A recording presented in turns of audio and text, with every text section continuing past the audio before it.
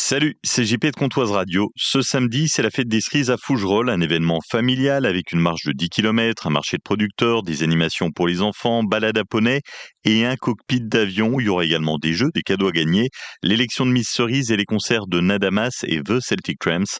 On se retrouve ce samedi de 10h à tard dans la nuit autour de la Maison Bresson à Fougerolles pour la fête des cerises. Comptoise Radio, conseil d'expert. Bonjour Julie. Bonjour. Julie Datteux, experte en recrutement basée à Vesoul.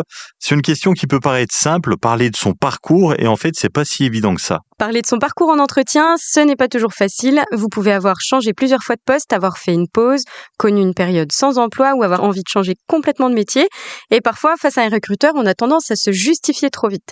On explique ce qui n'a pas marché, on insiste sur ce qui manque, on s'excuse presque de tout son propre parcours. Pourtant, il n'a pas besoin d'être parfait, il doit surtout être clair. Si vous avez un trou dans votre CV, inutile de le cacher ou d'en faire un sujet énorme.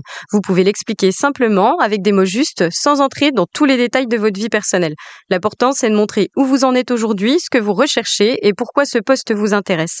Pensez aussi à vos compétences transférables. Même si vous ne venez pas exactement du même métier, vous avez peut-être déjà appris à gérer des clients, respecter des délais, travailler en équipe, organiser votre journée, résoudre des problèmes ou vous adapter tout simplement rapidement. Ces expériences comptent. Elles ne portent pas toujours le même nom d'un métier à l'autre, mais elles peuvent être très utiles dans un nouveau poste.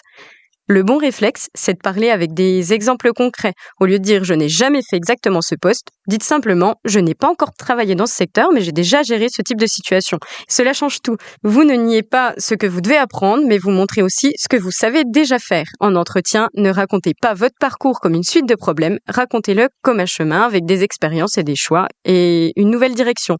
Vous avez le droit d'avoir eu des étapes différentes. Merci pour ces conseils, Julie Datteux, experte en recrutement basée à Vesoul.